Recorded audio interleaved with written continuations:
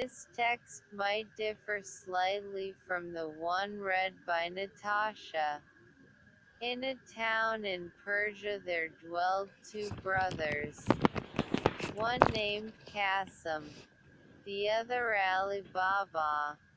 Qasim was married to a rich wife and lived in plenty, while Ali Baba had to maintain his wife and children by cutting wood in a neighboring forest and selling it in the town. One day, when Ali Baba was in the forest, he saw a troop of men on horseback, coming toward him in a cloud of dust. He was afraid they were robbers, and climbed into a tree for safety. When they came up to him and dismounted, he counted 40 of them. They unbridled their horses and tied them to trees. The finest man among them, whom Ali Baba took to be their captain, went a little way among some bushes, and said, "Open sesame." So plainly that Ali Baba heard him. A door opened in the rocks, and having made the troop go in, he followed them, and the door shut again of itself. They stayed some time inside, and Ali Baba, fearing they might come out and catch him, was forced to sit patiently in the tree. At last the door opened again, and the 40 thieves came out. As the captain went in last, he came out first, and made them all pass by him. He then closed the door, saying, "Shut sesame." Every man bridled his horse and mounted. The captain put himself at their head, and they returned as they came. Then Ali Baba climbed down and went to the door concealed among the bushes, and said, "Open sesame." It flew open. Ali Baba, who expected a dull, dismal place, was greatly surprised to find it large and well lighted, hollowed by the hand of man in the form of a vault, which received the light from an opening in the ceiling. He saw rich bales of merchandise, silk brocades, all piled together, and gold and silver in heaps, and money in leather purses. He went in and the door shut behind him.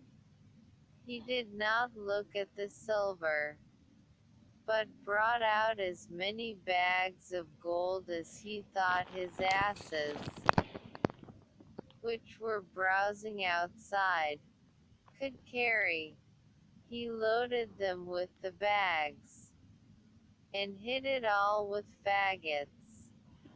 Using the words, "Shut sesame," he closed the door and went home. Then he drove his asses into the yard, shut the gates, carried the money bags to his wife, and emptied them out before her. He bade her to keep the secret, and he would go and bury the gold. "Let me first measure it," said his wife. "I will go and borrow a measure off someone, while you dig the hole." So she ran to the wife of Qasim and borrowed a measure. Knowing Ali Baba's poverty, The sister was curious to find out what sort of grain his wife wished to measure, and artfully put some suet at the bottom of the measure. Ali Baba's wife went home and set the measure on the heap of gold, and filled it and emptied it often, to her great content. She then carried it back to her sister, without noticing that a piece of gold was sticking to it, which Kasim's wife perceived directly whilst her back was turned. She grew very curious, and said to Kasim when he came home, "Kasim, your brother is richer than you. He does not count his money. He measures it." He begged her to explain this riddle, which she did by showing him the piece of money and telling him where she found it. Then Kasim grew so envious that he could not sleep, and went to his brother in the morning before sunrise. "Ali Baba," he said, showing him the gold piece, "you pretend to be poor and yet you measure gold." By this Ali Baba perceived that through his wife's folly Kasim and his wife knew their secret. So he confessed all and offered Kasim a share. "That I expect," said Kasim, "but I must know where to find the treasure. Otherwise I will discover all, and you will lose all." Ali Baba, more out of kindness than fear, told him of the cave, and the very words to use. Kasim left Ali Baba, meaning to be beforehand with him and get the treasure for himself. He rose early next morning, and set out with 10 mules loaded with great chests. He soon found the place, and the door in the rock. He said, "Open sesame," and the door opened and shut behind him. He could have feasted his eyes all day on the treasures, but he now hastened to gather together as much of it as possible. But when he was ready to go he could not remember what to say for thinking of his great riches. Instead of sesame, he said, "Open barley," and the door remained fast. He named several different sorts of grain, all but the right one, and the door still stuck fast. He was so frightened at the danger he was in that he had as much forgotten the word as if he had never heard it.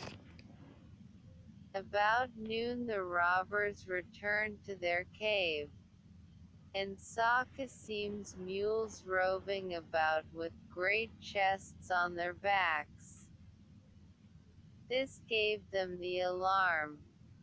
They drew their sabers, and went to the door, which opened on their captains saying, "Open sesame." Kasim, who had heard the trampling of their horses' feet, resolved to sell his life dearly. So when the door opened he leapt out and threw the captain down. In vain, however, for the robbers with their sabers soon killed him. On entering the cave they saw all the bags laid ready, and could not imagine how anyone had got in without knowing their secret. They cut Kasim's body into 4 quarters, and nailed them up inside the cave, in order to frighten anyone who should venture in, and went away in search of more treasure. As night drew on, Kasim's wife grew very uneasy, and ran to her brother-in-law, and told him where her husband had gone. Ali Baba did his best to comfort her, and set out to the forest in search of Kasim. The first thing he saw on entering the cave was his dead brother. Full of horror, he put the body on one of his asses, and bags of gold on the other 2, and, covering all with some faggots, returned home. He drove the 2 asses laden with gold into his own yard, and led the other to Kasim's house. The door was opened by the slave Morgiana, whom he knew to be both brave and cunning. Unloading the ass, he said to her, "This is the body of your master, who has been murdered, but whom we must bury as though he had died in his bed. I will speak with you again, but now tell your mistress I am come." The wife of Kasim, on learning the fate of her husband, broke out into cries and tears. But Ali Baba offered to take her to live with him and his wife if she would promise to keep his counsel and leave everything to Morgiana. Whereupon she agreed, and dried her eyes. Morgiana, meanwhile, sought an apothecary and asked him for some lozenges. "My poor master," she said, "can neither eat nor speak, and no one knows what his distemper is." She carried home the lozenges and returned next day weeping, and asked for an essence only given to those just about to die. Thus, in the evening, no one was surprised to hear the wretched shrieks and cries of Kasim's wife and Morgiana, telling everyone that Kasim was dead. The day after, Morgiana went to an old cobbler near the gates of the town who opened his stall early, put a piece of gold in his hand, and bade him to follow her with his needle and thread. Having bound his eyes with a handkerchief, she took him to the room where the body lay, pulled off the bandage, and bade him to sew the quarters together, after which she covered his eyes again and led him home. Then they buried Kasim, and Morgiana his slave followed him to the grave, weeping and tearing her hair, while Kasim's wife stayed at home uttering lamentable cries. Next day she went to live with Ali Baba, who gave Kasim's shop to his eldest son. The 40 thieves, on their return to the cave, were much astonished to find Kasim's body gone and some of their money bags. "We are certainly discovered," said the captain, "and shall be undone if we cannot find out who it is that knows our secret. 2 men must have known it. We have killed one. We must now find the other.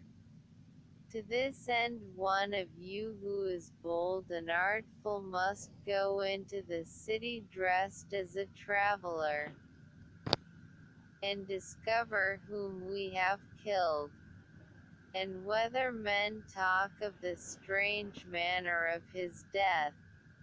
If the messenger fails he must lose his life, lest we be betrayed."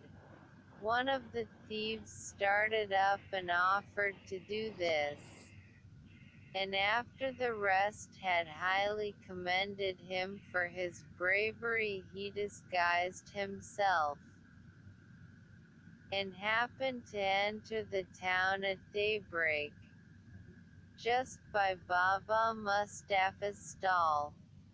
The thief bade him good day, saying, "Honest man, how can you possibly see to stitch at your age?" "Old as I am," replied the cobbler, "I have very good eyes. And will you believe me when I tell you that I sewed a dead body together in a place where I had less light than I have now?" The robber was overjoyed at his good fortune, and, giving him a piece of gold, desired to be shown the house where he stitched up the dead body. At first Mustafa refused, saying that he had been blindfolded. But when the robber gave him another piece of gold he began to think he might remember the turnings if blindfolded as before. This means he succeeded. The robber partly led him, and was partly guided by him, right in front of Kasim's house, the door of which the robber marked with a piece of chalk. Then, well pleased, he bade farewell to Baba Mustapha and returned to the forest. By and by Morgiana, going out, saw the mark the robber had made, quickly guessed that some mischief was brewing, and fetching a piece of chalk marked 2 or 3 doors on each side, without saying anything to her master or mistress. The thief, in the meantime, told his comrades of his discovery. The captain thanked him, and bade him to show him the house he had marked. But when they came to it they saw that 5 or 6 of the houses were chalked in the same manner. The guide was so confounded that he knew not what answer to make. And when they returned he was at once beheaded for having failed. Another robber was dispatched, and, having won over Baba Mustapha, marked the house in red chalk. But Morgiana being again too clever for them, the second messenger was put to death also. The captain now resolved to go himself, but, wiser than the others, he did not mark the house, but looked at it so closely that he could not fail to remember it.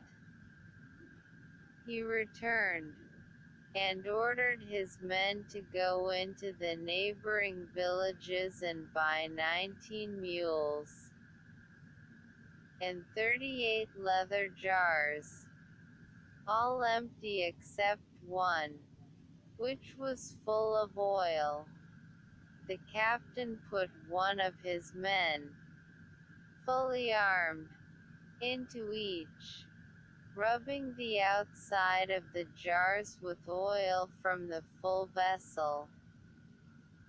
Then the 19 mules were loaded with 37 robbers in jars, and the jar of oil, and reached the town by dusk.